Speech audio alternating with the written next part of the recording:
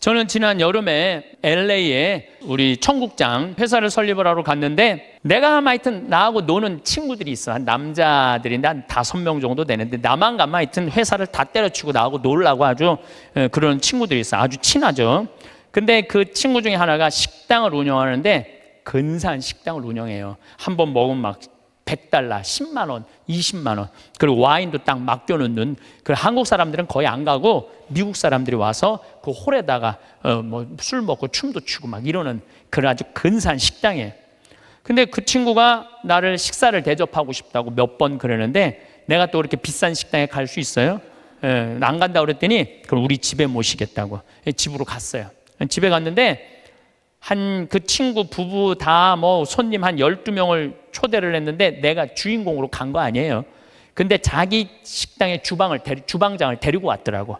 근데 음식이 나오는데 기가 막히는 뭐 음식들이 나오는 거, 무슨 뭐 해갖고 정말 처음 본 음식, 비싼 음식들이 나오더라고요. 그런데 그 니콜라스라는 친구가 신부님이 특별히 오셨으니까 와인을 한 병 따겠다는 거예요. 근데 와인을 뭐 그냥 2만 원, 3만 원짜리가 아니라 600만 원짜리 와인을 따는, 600만 원짜리 와인을. 나도 처음 봤어요. 그 비싸다 말로만 들었지. 1995년 보르도산이야. 1995년이 굉장히 가물었었어요. 그래갖고 북한 주민들 다 굶어 죽었을 때야. 근데 와인은 최고가 나온 거예요. 그걸 했는데 한 잔에 50만 원이, 한 잔에. 먹는데 막 벌벌 떨리더라고. 한 잔에 50만 원인데. 근데 계속 주방장이, 셰프가 음식을 날라다 주는데, 내가 그래도 주인공 아니에요. 주인공. 뭔가 셰프한테 감사의 표시를 해야 될 거 아니야. 그걸 우리는 팁이라고 그러죠. 근데 내가 혼자 고민했어. $50를 줄까, $100를 줄까. 심장이 막 쫄깃쫄깃 하더라고. 어떻게 할까. 근데 결국은 불러갖고 딜리셔스 그러면서 내가 $50를 줬어요.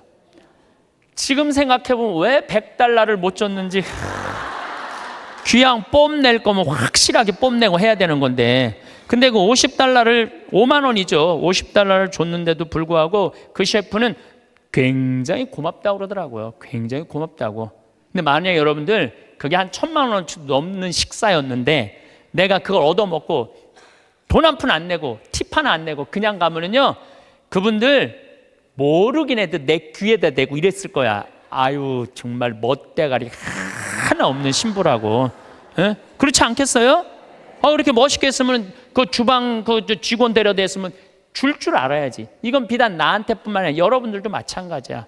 여러분들 인생을 살면서요, 버는 것도 중요하지만 쓰는 것도 중요해. 쓸 때 확실하게 써. 근데 만약에 내가 돈이 부족해, 그러면은 가만히 있어. 여러분들 안 쓴다고 누가 뭐라고 할 사람 하나도 없어요. 근데 우리나라 사람들은 쓰는 것도 아니고 안 쓰는 것도 아니고 내는 것도 아니고 안 내는 것도 아니고 사는 게 좀 짜증이 나요. 그래서 쓸 땐 사도 바오로가 뭐라 그래? 난 귀하게도 살 줄 알고 천하게도 살 줄 안다고 그러잖아요. 돈 안 쓴다고 누가 뭐라 할 사람 하나도 없어. 근데 쓸 때는 멋있게 써. 이게 왜 이런 문제가 생겼냐면, 내가 귀하다는 생각을 안 해서 그래요. 내가 귀하다는 생각. 여러분들 이 여행 많이 다녀보셨죠? 만약에 유럽 여행 가신 분들 아마 유럽 여행은 일생 한 번 가보는 거예요. 일생 한 번 가보는 여행이야. 한 400만 원 들여갖고 한 번 가보는데, 비행기 타고 럭셔리하게 파리에 도착했어. 도착을 했는데 딱 버스에 타니까 가이드가 딱 나타나더니 이렇게 말합니다. 이제 뭐 집에 들어가고 호텔에 들어가고 물은 어떻게 쓰고 뭐 이런 거죠. 여러 가지 얘기를 해요. 그러다가 갑자기 이런 말을 해요. 그런데 여행 다니면서는 팁이 중요하다고. 이렇게 여행 가방 올려다 주는 그 포토한테 $1 주시고, 호텔에서 나올 때 그 호텔 침대에다가 $1 내려놓고 나오시라고. 그럼 이때부터 갑자기 머리가 복잡해지는 거야. $1? 생각지도 않은 돈이야. 이거 생각지도 않은 돈이야. 그게 아깝기 시작한 거야. 그런데 400만 원을 들여서 일생 한 번 간 여행이에요. 그러면 $1, 10일, $2씩 줘봐. $20, 2만 원이야. 그 줄 때 기분 좋게 줄 수 있는 거야. 그런데 이제 딱 버스에서 내리니까 아니나 달라 막 벨보이들이 막 와갖고 가방을 막 들고 갈라 그래. 그러면은 이 할머니들이 이렇게 말합니다. 그 놔두라고, 내가 들고 갈 테니까 놔두라고. 아, 내가 여러 번 봤어요. 여행 같이 다니면서. 내가 그 힘들게 그 가방을 들고 다니는 할머니들 모습을 보면서 안타깝더라고요. 그럼 뭐하러 여행을 나와? 그 2만 원이 아까워갖고 그 힘든데 피곤한데 와갖고 그걸 또 들고 올라가. 그 2만 원이 아까우면 그냥 집에 가만히 있어. 벌 때는 힘들고 어렵게 벌지만 쓸 때는 정승같이 쓰는 법도 중요한 거예요. 저는 요즘 이렇게 여행 다니면은요, 뭐 2달러, 3달러, 5달러도 내려놓고 와요. 호텔에다가. 왜냐? 그거 다 이민자들이야. 거기 청소하는 사람들. 힘들게 그거 갖고 먹고 사는 사람들이야. 그러면 길 가는 사람도 내가 5천 원, 만 원, 일생, 1년에 여러분들 어려운 사람들 얼마나 만나요? 만나는 일이 1년에 한두 번도 안 돼. 그럼 그런 사람들한테 한번 나도 여행 내가 400만 원어치 쓰면 40만 원 어려운 사람한테 내놔야 될 거 아니야. 그 일환 중에 하나가 그 어려운 사람들한테 팁 주는 거예요. 근데 그게 아까워갖고 내가 들고 갈 테니까 아까운 거지. 아까운 거예요. 그래서 여러분들 자신한테 쓸 줄 알아야 돼. 자신한테. 제가 왜 이런 말씀을 드리느냐 하면 우리가 돈을 버는 법도 중요하지만 쓰는 법도 중요해요. 여러분들은 지금 정말로 힘들게 돈 많이 벌었어요. 그렇죠? 아끼기도 많이 아꼈어. 그런데 벌기만 하고 쓸 줄을 모른다면은 뭐하러 벌어? 그렇잖아요. 힘들게 돈을 많이 모았어. 근데 쓰려고 8만 원을 쓰려고 보니까 아까워. 벌 떨어. 그럼 뭐하러 보냐 이거예요. 벌 줄도 알고 쓸 줄도 알아야 돼요. 여러분들 이 세상에서 나 자신을 가장 잘 이해하는 사람은 누굴까요? 나예요. 내가 인생 고비고비 살아오면서 고생한 거 면면이 속속들이 가장 잘 아는 사람은 누굴까요? 나밖에 없어요. 그러면은 내가 나 자신을 가장 잘 이해하고 인생 구비구비 고생한 거 가장 잘 아는 나한테 가장 잘해줄 수 있는 사람은 누굴까요? 나예요. 그런데 내가 고생한 거 잘 알지도 못하는 자식이 잘해주겠어요? 남편이 잘해주겠어요? 잘해주지 못해. 내 마음에 맞게끔 잘해줄 수 있는 사람은 이 세상에 나 외에는 아무도 없어요. 나 외에는.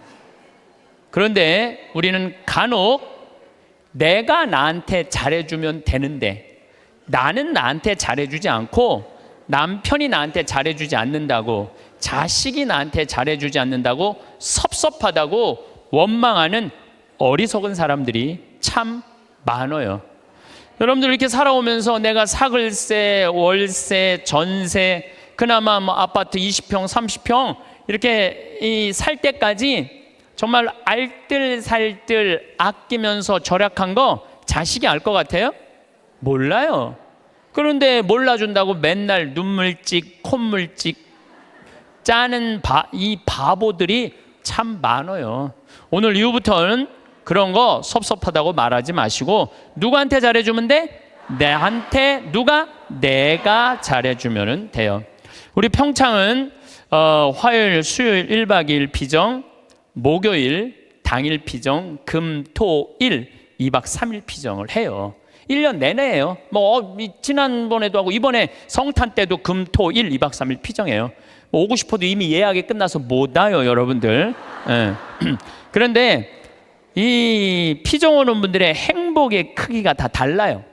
누가 제일 행복한가 봤더니 금, 토, 일 2박 3일 피정 오시는 분들이 제일 행복해 해요. 왜 행복한가 봤더니 밥을 무려 6끼를 안 해요.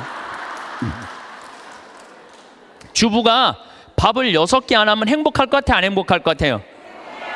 무조건 행복한 거예요. 무조건. 여기 이렇게 오신 분들 보니까 한 60대신 분들이 굉장히 많은데 30살서부터 시집 와갖고 60살까지 여러분들이 살림살이 하면서 밥하고 빨래하고 청소하고 애 낳고 애 길렀다면 여러분들은 한 달 가사 노동비를 따지면 한 달에 얼마치 일을 그동안 했느냐면은 350만 원어치 일을 했다고 그래. 그럼 30년 동안 일했으면 여러분들은 남편하고 자식들한테 얼마를 청구할 수 있느냐 하면은 10억 5천을 청구할 수 있어요. 10억 5천. 10억 5천 내놓으라고 그럴 수 있어요. 아니 법원에 누가 해갖고 25년 동안 그거 해갖고 250만 원 해갖고 5억 청구해갖고 받은 사람이 판결이 나왔어요. 예. 그러면은 2박 3일 금토일 피정하는데 피정비가 얼마냐 하면은 8만 원이에요. 8만 원. 이틀 밤 자고 6끼 밥 먹고. 그런데 그렇게 10억 5천만 원어치 일을 하고 난 다음에 그렇게 고생한 나한테 너 한번 이틀 밥 안 하고 좀 편안하게 한번 해주는 밥 먹어라. 내가 너한테 한번 쏠게 하고 그 8만 원을 들여서 평창에 피정을 갈라고 그럴 때 그 돈이 아까워서 갈까 말까 이렇게 망설이는 사람들이 많다는 거예요. 그러면서 나 고생하는 거 알아주는 사람 하나도 없다고 눈물 콧물 짤 거 없다 이거야. 그렇게 내가 10억 원 정도 일했으면 나한테 8만 원 정도 쓰는 거 아까워요 안 아까워요? 써. 그러니까 제발 원망하지 말고 본인을 위해서 쓰라는 거예요. 그리고 그 1박 2일 당일 금토일 피정 오시는 분들 중에 누가 제일 럭셔리한가 봤더니 금토일 2박 3일 오시는 분들이 제일 럭셔리해요. 왜 럭셔리한가 봤더니 설거지를 안 하잖아. 밥 먹고 우리 잠비아에서 온 커피가 있어요. 그 커피 뽑아서 강 내려다보는 데크에 앉아갖고 저 우아하게 그러니까 그 2박 3일 동안 피정 오시는 분들 이번에도 뭐 이 추운 12월 달에 왔는데도 나한테 이런 말을 해요. 신부님 너무 행복해요. 해준 게 아무것도 없는데 내가. 왜냐하면은 우리 또 생태마을에서 요즘 우리가 시래기 말라하고 시래기하고 된장국 끓여 우리 뭐 배추 무 얼마나 맛있어요. 그 자연 아주 정말로 유기농 식단으로 해주니까 요즘은 또 호박 싹 이렇게 했는데 너무너무 맛있더라고. 지금도 이제 주일날 나가면은 월요일 화요일 수요일 이럴 때는 요즘은 내가 이렇게 대림식이라고 강의 나오면은 그 손님을 안 받아요. 근데 지금 6분이 와 있는데 당일 온다 그러더니 일주일 있겠다는 거. 나한테 오늘 와서 막 신부님 여기 있고 싶다는 거. 아니 강의도 없고 텔레비도 없고 뭐가 좋아서 여기 계속 있겠다 그러니까 팝이 너무 맛있다는 거야. 팝이. 야 주부한테는 이것만 해도 충분히 행복하구나. 그런 생각이 들더라고요. 저는 22년 전에 평택 비전동 성당에 발령을 받아갔어요. 근데 발령 받자마자 주교님께서 2년밖에 안 됐는데 신설 성당인데 성당을 분가하라는 거예요. 뭐 우리 신부들이야 주교님이 명령을 내리면은 바로 해야죠. 그래서 진사리라는 곳에, 진사리는 어디냐면 평택 안성 인터체인지 바로 옆이 진사리예요. 거기서 이제 교우는 200명밖에 안 되는데 분가, 우리 성당은 3,500명 정도 있었는데 그중에 200명을 떼어서 분가를 하라는 거예요. 근데 그 교우들은 이 좋은 성당 놔두고 우리가 거울 나가느냐고 다 설득하고, 또 땅을 보니까 3,200평, 그 평택 평야가 쫙 내려다 보이는 맨 꼭대기에 3,200평 땅이 나왔더라고요. 3,200평이면은 2,000평이 초등학교, 운동장, 건물 다 들어가는 게 2,000평이야 법적으로. 그러니까 초등학교 딱 보면 다 2,000평이에요. 그거 한 배 반만한 땅이 나왔어요. 16만 원에 22년 전에. 근데 뭐 신설성당에 뭐 돈이 어디 있어요. 그래갖고 이렇게 끌어모으고 저렇게 끌어모았는데도 돈이 2억이 부족하더라고. 그래서 내가 모시던 보좌 신부 때 모시던 본당 신부님한테 전화를 드렸어요. 신부님, 성당을 분가하라는 명령을 받았는데 땅을 살라고 그러는데 마음에 드는 땅이 나왔는데 2억이 부족하다. 2억을 좀 꿔줬으면 좋겠다. 근데 이 신부님이요, 단 1초도 주저하지 않으시고 내가 꿔줄게, 내일 와, 딱 그러시더라고요. 네. 내가 또 인간관계가 좋거든요. 그래서 이제 가갖고 다음날 31살, 32살에 22년 전이니까 2억을 이렇게 안주머니에 넣고 오는데 정말로 심장이 부들부들 하더라고요. 그래갖고 이제 갖고 와서 그 땅 계약을 다 했는데 상임위원들이 사기당했다는 거예요. 거기에 뭐 건물도 질 수 없고 신부님 사기당했다고 새벽 2시까지 막 뭐라고 그러더라고요. 참 답답하더라고요. 예. 근데 이제 내가 다 알아보고 조사해 본 결과 사기당한 게 아니다. 이렇게 저렇게 얘기를 하고 어쨌든 이제 그 마음고생을 다 하면서 땅을 다 샀어. 반대를 무릅쓰고. 그리고 1년이 지났는데 땅값이 16만 원짜리가 35만 원으로 뛴 거예요. 1년이 지났는데 그래서 그중에 800평을 팔아서 나한테 돈 꿔준 우리 김창림, 이제 돌아가셨죠. 김창림 필리포 신부님한테 2억을 돌려줬어요. 그러니까 2,400평이 남았는데 거의 돈 한 푼 없이 그냥 산 거야. 그런데 지금은 거기에 아파트가 다 들어왔어요. 아파트가 다 들어왔는데 2,400평이니까 주차 걱정을 해. 좁은 공원, 그냥 그 동네에 공원이 생긴 거. 그래서 무슨 들은 얘기로 내가 들은 얘기니까 카페를 차려갖고 얼마나 근사하게 지냈는지 모른다는 얘기를 들었어요. 그런데 내가 그렇게 마음고생하고 성당터 마련한 거 아무도 몰라.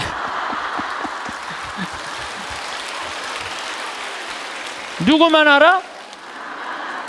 하늘하고 나만 알아. 하늘하고 하느님하고 나만 알아. 그런데 지금은 이제 거기가 겨우 2,000명 정도 됐다고 그래요. 근데 후임자 신부가 몰라준다고 그 교우들이 20년 전에 내가 그렇게 힘들게 해서 땅 산 거 몰라준다고 내가 맨날 섭섭하다고 그러면요, 나는 쫀쫀한 사람이야. 쫀쫀한 사람, 작은 사람이야. 작은 사람. 그리고 이제는 거기가 평당 큰 몰이 들어가고 평당 한 400만 원까지 올라갔대요. 그러니까 거의 100억 정도 되는 거죠. 100억 정도 되는 돈을 내가 교회에 벌려준 거야. 그런데 아무도 몰라. 그런데 주교님이 몰라준다고, 교회가 몰라준다고 내가 맨날 그렇게 원망하면요, 나야말로 작은 사람이야.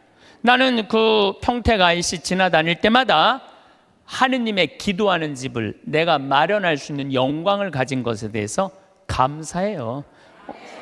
어차피 그러니까 교우들이 이렇게 행복하게 그 넓은 터에서 주차 걱정 없이 신앙생활한다는 얘기를 들으면 내가 기분이 좋아. 그걸로 된 거예요. 여러분들도 인생 살면서 고생하고 힘들게 이 가정 여기까지 이렇게 꾸려왔는데 다른 사람, 심지어 남편, 주위에 여러분들 간혹은 시집 왔더니 시동생이 5살 시동생 나중에 키워갖고 장가까지 보냈는데 그 은혜 모르는 경우도 많죠? 그거 섭섭할 거 하나 없어요. 섭섭할 건 없어. 누가 알면 돼? 내가 알고 하늘이 알면 돼. 그래서 공자님이 진정한 군자는 누가 군자라고 그랬냐면 남이 나를 알아주지 않아도 화내지 않는 사람이 군자라고 그래요. 유유자적할 줄 아는 사람이. 작년에 내가 잠비아 봉사활동을 80명의 교우들하고 갔다 왔어요. 갔다 왔는데 정글에를 잠깐 들어갈 일이 있었는데 병원이 있는데 병원이 있으면 간호대학에 같이 있어야 된대요. 근데 수녀님이 간호대학을 짓다가 돈이 없어서 수도를 해버린 거야. 돈이 없어서. 내가 그걸 보는데 마음이 짠하더라고요. 근데 마침 제가 작년에 잠비아는 비행기표 아껴본다고 이 아디스 아바바 이 이디오피아를 통해서 걸리 들어갔었어요. 근데 아디스 아바바 공항에서 내 옷가방을 다 잃어버렸어요. 그래갖고 양복 3벌, 4벌 중에 입은 거 하나 빼고 3벌이 다 없어져 버렸어. 그런데 그 전주 연중 제15주 복음이 뭐였느냐면은 너희들은 선교 떠날 때 옷을 1벌 이상 갖고 다니지 말아라. 1벌 이상 갖고 다니지 말아라. 식량자루나 돈주머니도 갖고 다니지 말아라. 근데 예수님이 거기다 신발은 신고 가라고 또 써 있어, 성서에. 참, 신발은 신고 가라 그랬거든요. 근데 나는 잠비아 미국 강의 다닌다고 옷을 4벌, 양복을 4벌. 내가 너무너무 부끄러웠어, 내 자신한테. 그래서 저는요, 지금도 양복을 한 달에 1벌만 입어요. 안 갈아입어, 이제. 안 갈아입어. 작년에 내가 그 배운 깨달음으로 안 갈아입어. 너무 좋더라고. 한 달에 1벌만 입고 다니니까 참 좋더라고요. 그런데 문제는 한국에 딱 돌아왔는데 내가 양복만 많은 게 아니야. 내 통장을 보니까 책 팔은 인세가 2억이 들어와 있는 것. 2억. 내 통장에. 나 돈 막 하는 사람이에요. 근데 내가 그 돈이 뭐가 필요해? 마누라가 있어? 자식이 있어. 그래서 수녀님한테 전화했어요. 잠비아로. 수녀님, 내가 간호대학 져둘 테니까 간호대학 마저 지라고. 그래갖고 돈을 막 작년에 보냈어요. 계속 2천만 원, 5천만 원씩 계속. 근데 올해 가서 그 정글에 들어가, 땀부라는 정글에 들어가 보니까 간호대학을 다 져놨더라고. 이제 기숙사 하나 져놓고, 기숙사를 2개만 이제 더 지면 완전히 끝나. 이제 돈을 좀만 더 보내면 돼. 근데 우리 직원들이 그걸 보더니 한국에서는 감이 없다가 내가 돈을 보내갖고 대학을 져놓으니까 나를 혼내는 거예요. 신부님 은퇴해서 돈 필요한데 이렇게 돈 다 써버리면 어떻게 하려고 돈을 다 써버리느냐고. 신부님 은퇴하면은 맛있는 것도 먹고 여행도 다니려면 돈이 필요한데 지금 다 써버리면 어떻게. 지금이야 신부님 강의도 다니고 강사료도 많고 인세도 많고 그래갖고 지금이야 뭐 막 부족한 게 없지만 은퇴하면 필요한 게 돈이라고. 신부님 앞으로 돈 모으라고 막 나를 혼내더라고요. 근데 저는 이런 생각이 들어요. 만약에 내가 은퇴해갖고 돈이 없으면 나는 어떻게 할 거냐면은 사제관에 가만히 앉아 있을 거야. 돈 없는데 어떻게 해? 가만히 앉아 있어야지. 그런데 우리가 이걸 생각해야 돼요. 내가 20년 후에 살아있을지 죽어있을지 어떻게 알아? 그렇지 않아요? 20년에 살아있을지 죽어있을지 어떻게 알아? 그런데 20년 후에 쓰려고 지금 의미 있고 재미있고 신나는 일이 있는데 지금 안 쓰고 이 신나는 이 젊은 나이에 20년 동안 지금 가만히 있긴 싫어요. 지금은 마음껏 다니고 의미 있는 일도 하고 재밌는 것도 하고 맛있는 것도 사 먹고 여행도 다니고 지금은 신나게 할 거야. 그리고 70살이 넘어가고 돈이 없으면 가만히 있으면 되지. 없으면 없는 대로 살면 되지. 그렇지 않아요? 있으면 있는 대로 살고.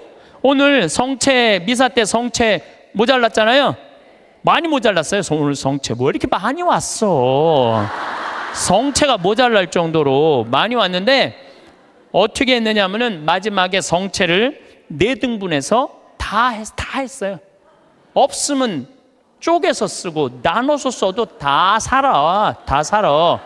그런데 지금 여러분들 나중에 쓰려고 늙어서 쓰려고 지금 아무것도 안 해서는 안 돼요. 지금 하세요. 뭐든지 지금 하세요. 그리고 다 하고 즐겁게 살았어. 행복하게 살았어. 그런데 70살에 주머니에 돈 없으면 어떻게 하면 돼? 가만히 있으면 돼.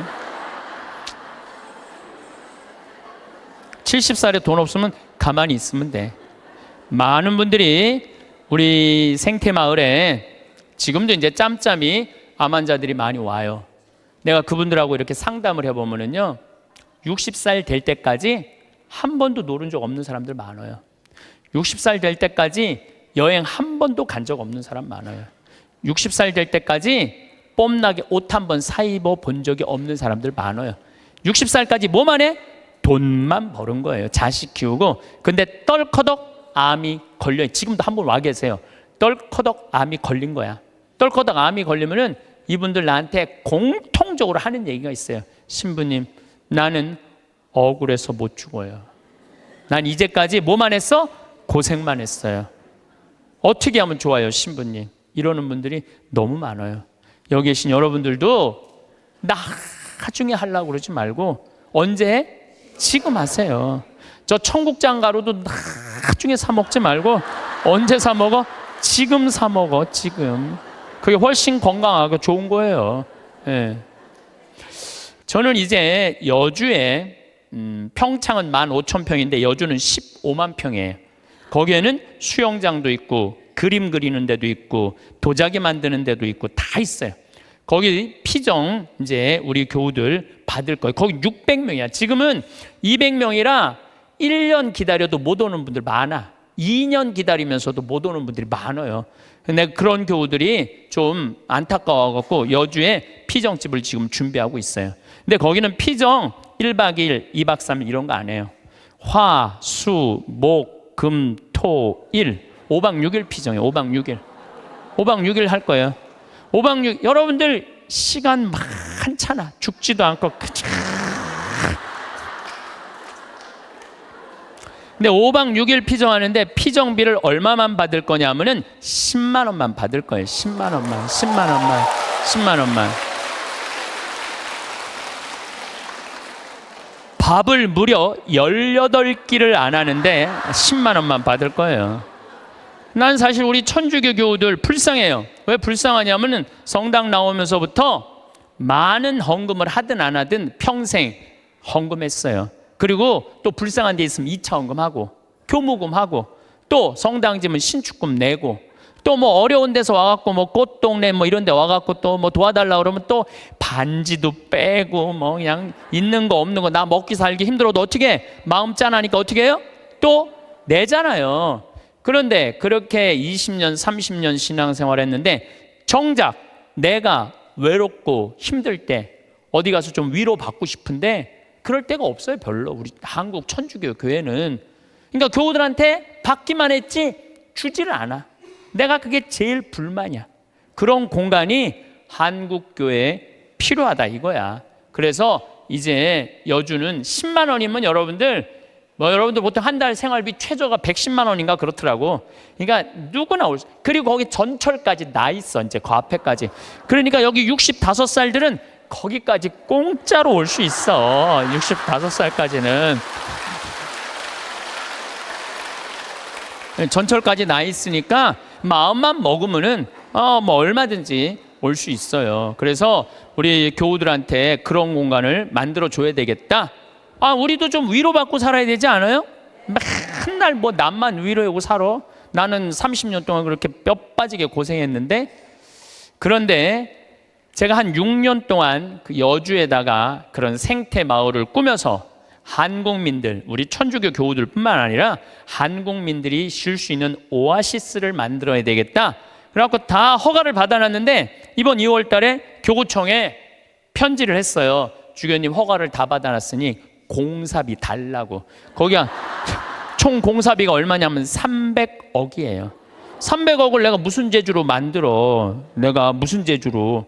그러니까 교구에서 내야 될 거 아니에요. 근데 답이 없는 거야. 준다는 답이 없어. 그래갖고 내 친한 주교님한테 말씀을 드렸죠. 아니 어떻게 왜 답이 없냐. 저 허가까지 다 떨어졌는데 근데 우리 수원교구는 지금 신도시가 굉장히 많이 생겨요. 위례 신도시, 동탄 2신도시. 신도시가 막 생기니까 거기다 땅 사느냐고 돈을 다 썼다는 거예요. 돈이 없다는 거예요. 그런데 저는 30대 때는 막 내 뜻대로 안 되면 막 교구청에 올라가고 막 뒤집고 소리 지르고 그랬어요. 근데 이제 50이 되니까 생각이 많이 바뀌었어요. 어떻게 바뀌었느냐 하면은 내가 다 해놨는데 만약에 교구청에서 돈이 없다고 300억이 돈이 없다면 어떻게 하면 되냐면은 안 하면 되지. 안 하면 되지 않아요? 여러분들 인생이 왜 힘든 줄 아세요? 돈이 없는데 하려고 그럴 때 힘들어요. 하려고 그럴 때 내가 지금 5천만 원밖에 없는데 2억이라는 가게를 하고 싶어. 5천만 원밖에 없는데 2억이라는 가게를 하고 싶어 갖고 어떻게 은행에 융자 받고 형제 집 잡히고 또 뭐 이 사람 저 사람 꼬갖고 시작하잖아요. 그때부터 지옥이 되는 거예요. 그때부터 5천만 원만 있는데 2억짜리 그건 하면 안 돼요. 안 하면 되지. 그래서 내가 주교님한테 편지했어요. 주교님, 저는 하느님의 집을 지면서 기쁨을 잃어버리고 싶지 않다고. 그래서 지금 교구가 여러 가지 어려움이 있으니까 나중에 하자고. 지금 편안하게 마음 먹자고. 그랬더니 주교님이 저한테 답장했어요. 딱 한 줄 보냈어. 참 고맙다. 이렇게. 네. 그래서 이제 접기로 이제 마음 먹었어요. 접기로 마음을 먹었는데 잠비아에 농업대학 하라고 100억을 봉헌하신 우리 할머니죠. 나는 할머니라고 안 그러는데 그냥 100억을 봉헌했어요. 벌써 3년 전에 이제 그분하고는 가능한 한 한 달에 한 번 정도 밥을 먹는데 이제 밥을 먹으면서 이런 얘기 저런 얘기 사는 얘기를 하면서 내가 이제 여주에 생태마을을 꾸밀려고 그러는데 교구가 지금 뭐 신도시 성당터 산다고 돈이 없다고 좀 어려워하더라. 이런저런 얘기를 하는데 하루는 우리 이 자매님하고 서울 경복궁 구경을 가는데 신부님 서울 구경 가는 길에 잠깐 남산 밑에 경리단길 요즘 뜨는 데 있죠. 경리단길에 집터를 하나 보자는 거예요. 밑에 삼성 미술관도 있고 뭐 LG 뭐 회장집도 있는데 그 맨 경치가 아주 기가 막혀 한강 다 보이는 그 경리단길에 땅을 한 200평 보여주면서 신부님 이거 봉헌할 테니까 신부님 이거 하라는 거예요. 그래갖고 거기가 평당 한 평에 6천만 원이야. 한 평에 근데 200평. 근데 며칠 전에 무슨 공시지가 이런 게 나오는데 123억이 나왔더라고. 그 시세 그게 123억짜리를 봉헌을 하신 거예요. 우리 교우들 쉬는데 그거 신부님 이거 갖고 꾸미는데 좀 이렇게 미천하시라고. 그래갖고 내가 또 이제 주교님한테 가서 아니 이거 저 봉헌을 했는데 이거 어떻게 하면 좋으냐고. 그러더니 우리 주교님께서 아우 그럼 우리 하자고 이렇게 봉헌한 분이 있으니까 난 또 하자고 그러면은 하면 돼. 또 하자고 그러면 하면 돼. 그래서 아마 이제 곧 이제 그 시작이 되면 3년 후 정도면은 우리 교우들이 이용하실 수 있을 거라고 생각을 합니다. 뭐 어느 교구에 뭐 우리 교구 얘기예요. 우리 수원교구 얘기인데 한 본당에 금융업을 하는 회장님이 있었나 봐. 나한테 돈을 맡기면은 내가 15% 이자 주겠다고. 여러분들 내가 평화방송에 수도 없이 얘기했어요. 여러분 인생이 왜 괴로운지 알아요? 정치가 잘못돼서 내 팔자가 기구해서 절대 그렇지 않아요. 내가 잘못 선택해서. 어떻게 잘못 선택해? 과하게 욕심을 부려서 인생이 힘든 거예요. 그런데 이분은 15% 이자 준다고 교우들을 꼬신 거야. 그래갖고 막 1억씩 5천만 원씩 막 맡겨갖고 그 사람이 300억을 끌어모았대요. 그런데 지금 우리나라 법정이자가 1.25%예요. 은행에다가 1억을 맡기면 1.25%면 10만 4천 원 이자 받아 한 달에 1억. 그래서 요즘은 어떤 자식이 효자래요? 3억 엄마 이거 써 그러갖고 3억 주는 자식이 효자가 아니래. 한 달에 그저 100만 원씩 용돈 주는 자식이 효자래. 3억 주는 자식이 효자가 아니라 3억 줘봤자 은행에서 30만 원밖에 못 받아요. 3억 줘봤자. 그러니까 이 사람한테 맡기면은 15%니까 125만 원을 받을 수 있는 거야. 1억만 맡겨도. 그러니까 사람들이 정신이 나갖고 그 사람한테 전래분과장이라는데 다 갖다 맡긴 거예요. 한 3-4달은 이자가 나왔는데 그 다음에 어떻게 못 나와요. 그래갖고 망해갖고 이분 지금 감옥에 가 있대요. 그러면은 5천만 원 1억씩 맡긴 사람들은 이 사람들은 돈 써보지도 못하고 하늘에 날아간 거예요. 허공에 날아간 거예요. 그렇지 않아요? 그러면은 15% 이자 주겠다고 꼬신 이 전래분과장이 나빠요? 15% 이자 받아먹겠다고 맡긴 사람이 나빠요? 둘 다 나빠. 둘 다. 여러분들 오늘 이후부터 경제 성장이 2% 이상 안 되면은 2% 이자 주는 데 없어요. 경제 성장이 3% 되면은 3% 이자야. 경제 성장이 3%인데 5% 이자 준다 그러면 이건 의심해 봐야 돼요. 근데 경제 성장이 3%인데 10% 이자 이율이 나온다? 이건 100% 사기라고 보면 돼. 15% 이자 준다? 150% 사기라고 생각하면 돼. 근데 이 어리석은 많은 분들이 5천만 원, 1억을 갖다 맡긴 거야. 내 이 강의를 듣고 어떤 분이 생태마을에 전화했어요. 신부님 안 그래도 사기 당한 분이래. 안 그래도 상처 입었는데 신부 왜 전국에 창피하게 그 얘기를 하느냐고, 하지 말라고. 그래 전화가 왔어. 근데 저는 왜 하느냐 하면은 여러분들 그런 예를 들어서 타산지석이라고 그랬죠? 여러분들 이렇게 어리석은데 넘어가지 마세요. 차라리 그 5천만 원이면은 이스라엘 성지순례를 10번을 갔다 올 수 있는 돈이야. 이스라엘 성지순례 10번 갔다 올 수 있는 돈이야. 여러분들이 이스라엘 성지순례를 10번을 갔다 오잖아요. 그럼 여러분들은 예수님하고 투구 지낼 수 있어. 투구 지낼 수 있어. 내가 이스라엘 성지순례 지금 5번 갔다 왔거든요. 5번 갔다 왔는데 저는 지금 예수님하고 거의 틀라고 그래. 성서를 읽으면은 예수님이 막 튀어나와. 그래서 나한테 말을 걸어요. 예수님이 말을 걸어요. 요즘 제가 이제 내년 3월 8일부터 성서 강의를 해요. 성서 강의를 하는데 나는 성서 전공한 신부가 아니잖아요. 그리고 신학교 때 뭘 배웠는지 생각도 안 나. 성서 전공한 신부도 아니고 신학교 때 배운 거 기억도 안 나. 근데 내가 성서를 강의하겠다고 평화방송하고 정말로 엄청난 도전을 하는 이유 중에 하나가 5번을 성지순례 갔다 오면서 내가 만난 예수님, 그 예수님을 얘기해 주고 싶은 거예요. 오늘 아침에도 이제 강의를 준비하다 나왔는데 무슨 일이 있었느냐 하면은 예루살렘에 가면은 겟세마니 동산 위에 눈물 동산이 있어요. 눈물 성당이 있어. 거기서 눈물 성당에서 우리 올해 2월 달에 우리 교우들 200명이 겟세마니 동산으로 내려가고 있는데 내가 맨 나중에 가고 있는데 거기서 아라바이가 예루살렘 성전 그 지도 그 $1에 사라고 계속 맡기는 거예요, 나한테. 그래서 내가 됐다고 그랬는데 나 혼자 지금 맨 뒤에 가고 있는데 이 친구가 뒤에서 내 뒤로 꼬집더라고요. 이 목덜미를 꼬집어. 얼마나 기분 나빴는지 몰라. 꼬집고 내 뒤통수를 치는 거예요. 아라바이가 얼마나 기분이 나빴는지 몰라요. 그래도 내가 천주교 신부인데, 천주교 신부인데 너무너무 화가 났는데 나 혼자고 거긴 물건 파는 애들 천지인데 걔하고 어떻게 싸워요. 그리고 나는 성격상 맞고 말지 싸우진 않아. 그래갖고 내려가갖고 겟세마니 동산에 가서 기도를 하는데 예수님 생각이 나더라고요. 예수님은 유대인들이 툭 하면 돌을 집어 던지려고 그랬어요. 툭 하면 돌을. 근데 예수님은 어떻게 했느냐 하면은 아직 내 때가 되지 않았다고 인내하세요. 인내를 하시고 예수님 어떻게 마지막 십자가상의 죽음을 통해서 누구를 구원하고 싶었어?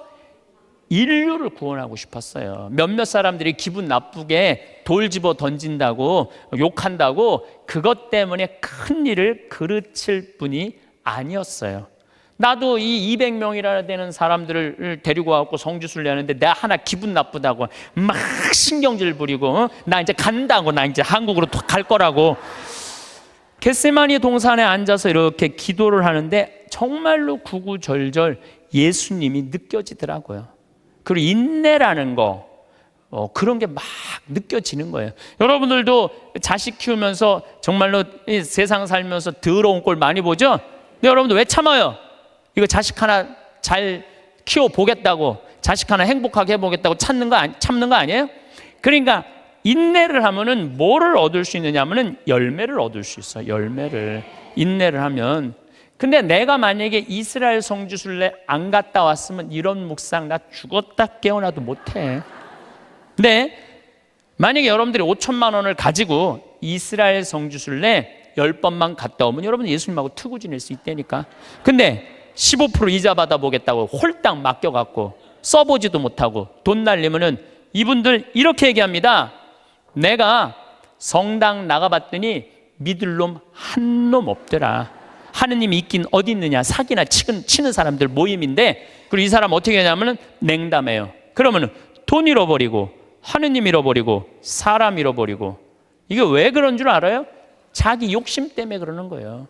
자기 욕심 때문에. 그리고 돈을 버는 법은 배웠는데 쓰는 법을 못 배운 사람이에요. 돈을 버는 법은 배웠는데 어떻게 써야지 의미 있고 행복하게 쓰는지 모르는 사람들이 내가 보기엔 대한민국에서 천지야. 돈 쓸 줄 모르는 사람들이. 나는 어쨌든 성당터 또 그 다음 성당도 2,400평 성당터 해갖고 지금 아주 공원 같은 성당 돼 있어요. 그러니까 나는 내가 수고한 거 누가 알아? 하늘이 알고 내가 알아. 그래서 나는 지난 12월 6일 날도 이선희 콘서트 갔다 왔어요. 누구 돈으로? 내 돈으로. 그리고 지난주는 우리 이제 그 이선희 콘서트는 우리 직원들 50대 된 직원들 하고 갔다 왔고, 지난주는 충무 아트센터에 몬테크리스토라는 뮤지컬을 30대 직원들하고 갔다 왔어요. 서울, 우리는 평창이니까 무조건 대전, 서울 이런 데 오는 거예요. 서울 와갖고 또 충무 아트센터 보니까 신당동 떡볶이집 있더라고. 그래서 떡볶이 먹고 멋있게 커피 한 잔 마시고 몬테크리스토 백작 보고, 그리고 집에 새벽 1시에 들어갔어요. 그러니까 많은 분들이 저한테 이래, 신부님 맨날 강의만 다니고 힘들어서 어떻게 하느냐고. 나 짬짬이 알아서 잘 놀아요. 맨날 강의만 다니면 나 미칠지도 몰라. 짬짬이 알아서 놀아요. 저만 그런 게 아니라 여러분들도 그렇게 살으셔야 돼. 부처님이 이런 말씀을 하세요. 지나친 고행은 사람을 고통스럽게 한다는 거예요. 그 다음 지나친 쾌락은 사람을 망가뜨린다는 거예요. 그러니까 놀 줄도 알고 쓸 줄도 알고 인내할 줄도 알고 그렇게 살아야 돼. 어쨌든 누구한테 잘해줘야 되느냐면은 나한테 잘해줘야 돼요. 내가 행복해야지 누구도 행복하게 해줄 수 있어, 남도 행복해 줄 수 있어요. 맨날 자기가 영혼이 찌그러지면은 남편 욕하고 자식 욕하는 거야. 근데 내가 8만 원 들여서 평창 생태마을 피정 딱 갔다 와서 다음날 아침에 기분 좋게 음식 해줄 수 있어요. 그러니까 오늘 이후부터 누구한테 잘해줘? 나한테 잘해주세요.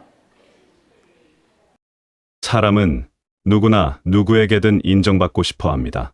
내가 소중한 존재라는 것을, 내가 의미 있는 사람이라는 것을 누군가 알아봐 주길 바랍니다. 그래서 우리는 때로 애쓰고, 때로 기다리고, 때로 상처받습니다. 왜 아무도 나를 제대로 이해해 주지 않는 걸까요? 왜 내 마음을 알아주는 사람이 없는 걸까요? 그 질문 앞에서 우리는 외롭고 서글픕니다. 밤이 깊어질수록 그 외로움은 더 커지고 혼자라는 생각이 마음을 무겁게 짓누릅니다. 하지만 시간이 지나면서 조금씩 깨닫게 됩니다. 세상에서 나를 가장 잘 아는 사람은 결국 나 자신뿐이라는 사실을, 내가 어떤 순간에 가슴이 뛰었는지, 어떤 말에 상처를 받았는지, 어떤 아픔을 견뎌냈는지 가장 생생하게 기억하는 사람은 바로 나입니다. 고비마다 흘린 눈물의 의미를, 밤을 지새우며 고민했던 그 무게를, 그럼에도 다시 일어섰던 그 용기를 누구보다 잘 아는 사람도 나입니다. 그 모든 순간을 함께한 사람은 오직 나뿐입니다. 다른 사람들은 내 삶의 표면만을 봅니다. 그들은 내가 웃는 모습을, 괜찮다고 말하는 모습을, 담담하게 지내는 모습을 봅니다. 하지만 그 미소 뒤에 어떤 마음이 숨어 있는지, 그 괜찮다는 말 속에 얼마나 많은 것을 삼키고 있는지는 알지 못합니다. 그들이 몰라서가 아닙니다.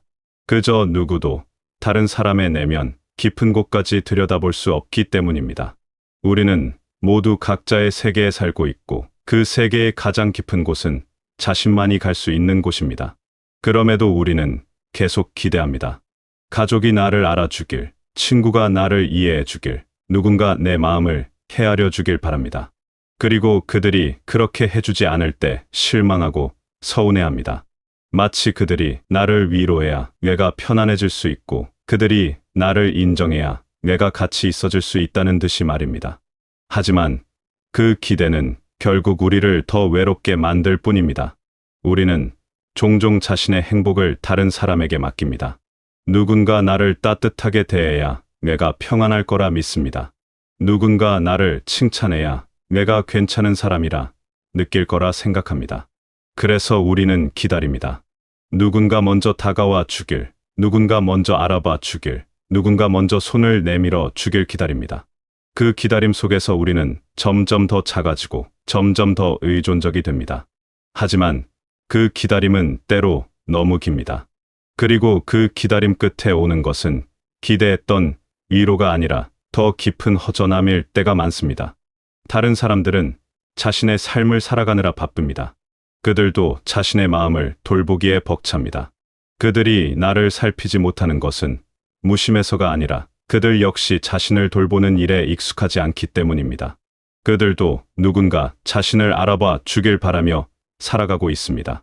그렇다면 우리는 어떻게 해야 할까요? 계속 기다려야 할까요? 계속 누군가에게 기대를 걸어야 할까요? 아닙니다. 이제는 방향을 바꿔야 합니다. 세상이 나에게 잘해주기를 바라지 말고 내가 나에게 잘해주는 법을 배워야 합니다. 이것이 진정한 성숙입니다. 이것이 진짜 어른이 되는 길입니다. 진짜 어른이 된다는 것은 내 마음을 스스로 돌볼 줄 안다는 뜻입니다.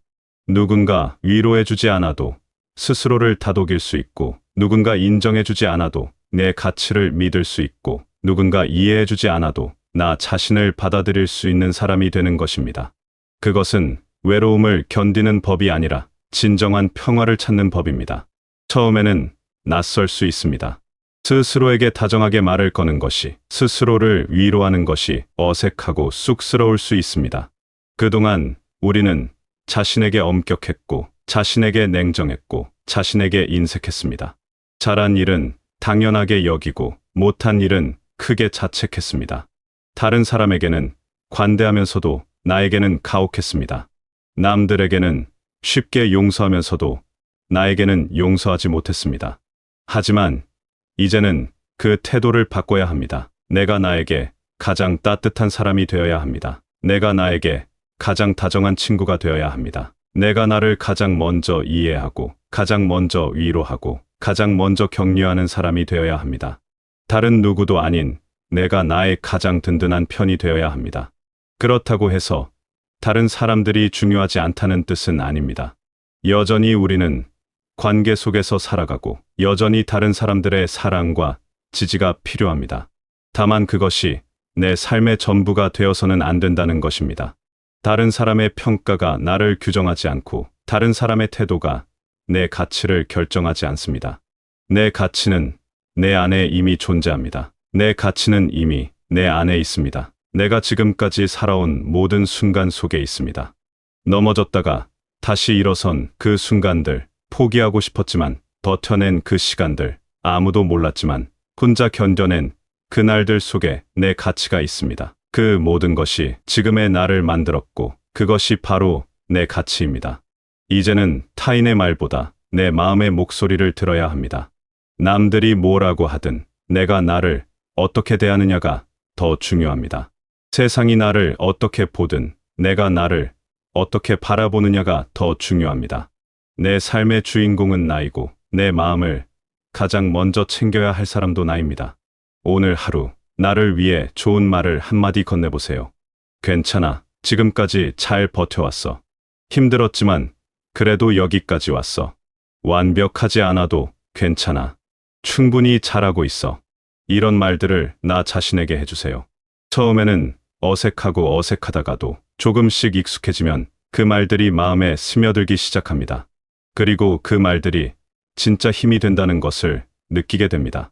그리고 스스로에게 물어보세요. 오늘 하루 내가 나에게 잘해준 일이 무엇이었는지, 내가 나를 위해 해준 작은 배려가 무엇이었는지, 맛있는 걸 먹었다면, 잠깐이라도 쉬었다면, 하고 싶은 것을 했다면 그것만으로도 충분합니다.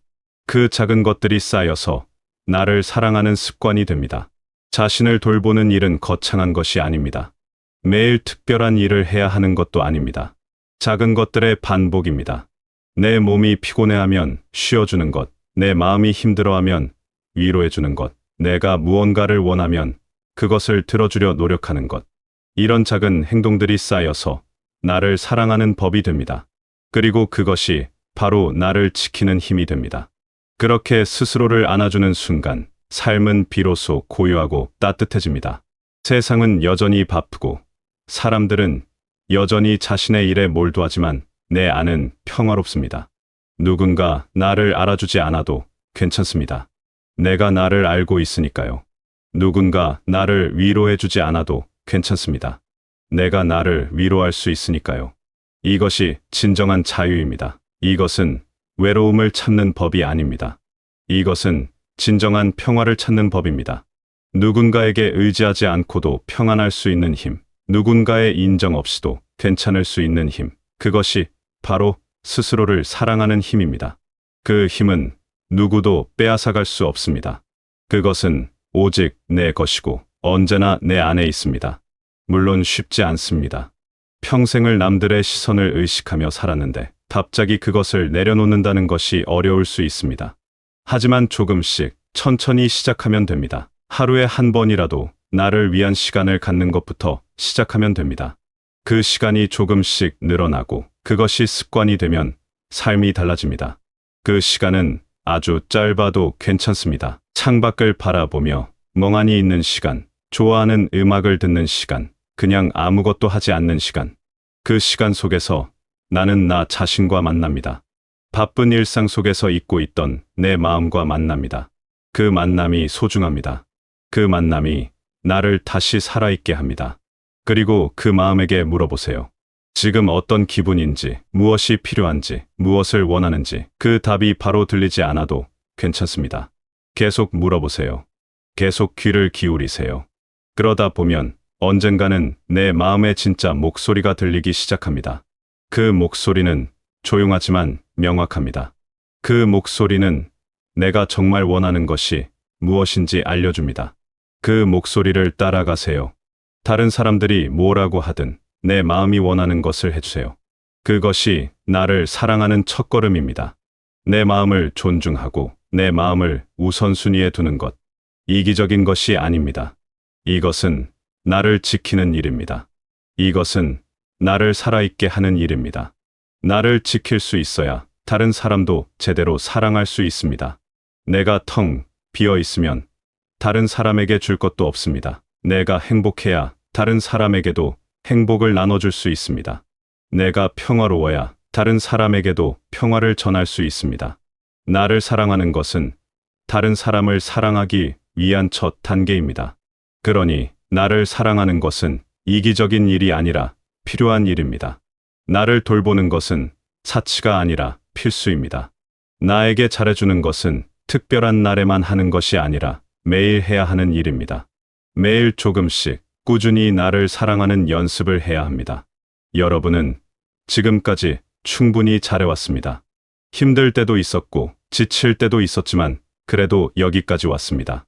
그것만으로도 여러분은 대단한 사람입니다. 완벽하지 않아도 괜찮습니다. 부족한 부분이 있어도 괜찮습니다. 여러분은 지금 이 모습 그대로 충분히 소중합니다. 그 사실을 잊지 마세요. 이제는 스스로에게 그 사실을 말해주세요.